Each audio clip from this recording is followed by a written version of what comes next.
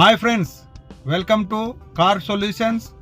ఈరోజు topic Alto 800 Maruti engine oil leakage.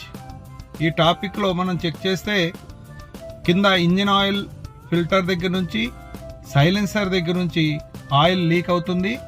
ఈ oil పైన ఇంజిన్ దగ్గర నుంచి కిందకి పడుతుంది. అది మనం చెక్ చేస్తే ఎగ్జాస్ట్ మ్యానిఫోల్డ్ ఓపెన్ చేశాము, అక్కడ హెడ్ ఉంటుంది. ఆ హెడ్ దగ్గర నుంచి ఆయిల్ లీక్ అవుతుంది. ఆ బోల్ట్ దగ్గర లోపల నుంచి ఆయిల్ బయటకు వచ్చేస్తుంది. ఇప్పుడు ఆ ఇంజిన్ స్టార్ట్ చేసి చెక్ చేస్తున్నాము, ఆయిల్ చూసారా బయటకు వచ్చేస్తుంది. ఇప్పుడు దాన్ని మనము ఆ హెడ్కి ట్యాప్ వేయాలన్నమాట, థ్రెడ్డింగ్ ట్యాప్.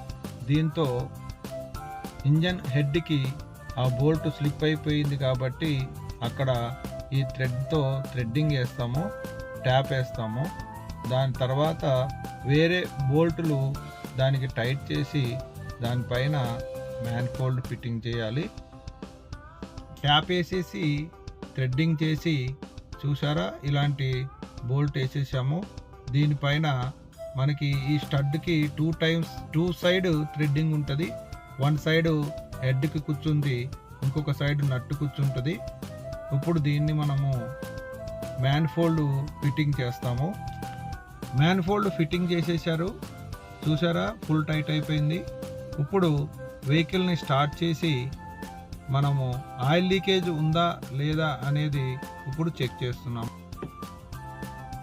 ఆయిల్ లీకేజ్ అయితే లేదు, సక్సెస్ అయిపోయింది.